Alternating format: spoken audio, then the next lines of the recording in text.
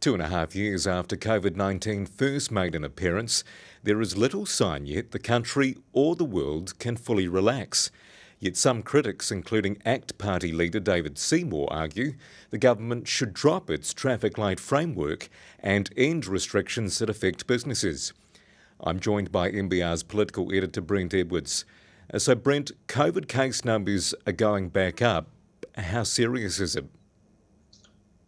Well, obviously, the epidemiologists are worried. They're talking about a second surge, as we're seeing overseas with these new variants of Omicron. So numbers, the 7-day rolling average now well up over 7,000, had been only a week or so ago down at 5,000 or a bit below that. And I guess more importantly, hospitalisation rates are going up.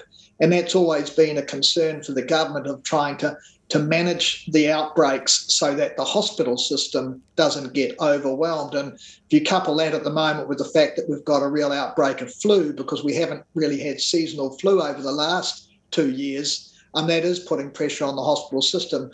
So, I mean, it's not a time to panic, but there's certainly, I think, it looks like the next month or two, if we listen to the experts, are going to be a couple of tough months. What's been the government's response to this latest surge?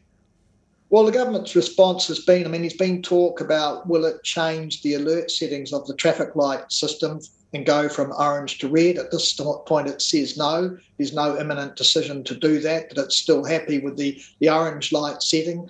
Prime Minister Jacinda Ardern has pointed out that there are a number of safeguards or restrictions in place under that setting, much more so than you'll find in other countries. And she alluded to her trips recently to the United States, having just got back from Europe, and even in Australia, where they have a more relaxed approach. And of course, that's been part of the argument here. There are some who say we should just give up all of these precautions, not require mask wearing, and also, I suppose, relax the sorts of principles we've got in place about household contacts having to isolate when a member of their family or their household has got COVID. The government is trying to provide more support for schools in terms of providing masks, to provide greater use of masks in schools.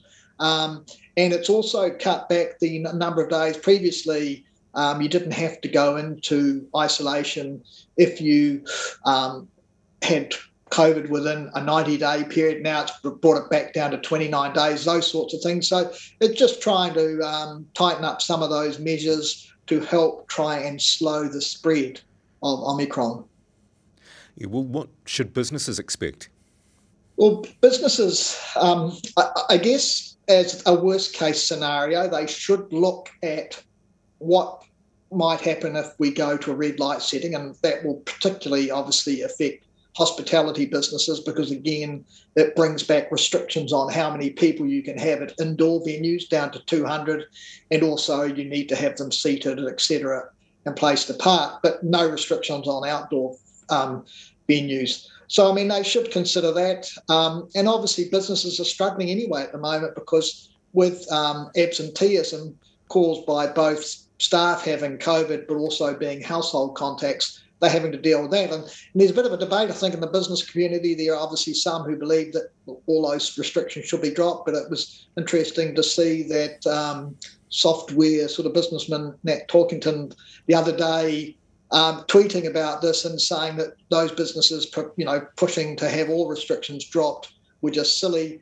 And he likened to the fact that if he lost a worker for a week because of COVID, that was a real loss in productivity for him. So he'd rather see restrictions in place to try and minimise the impact of COVID rather than see, as some are arguing, for just a dropping of all sort of measures taken to try and restrict the spread of COVID.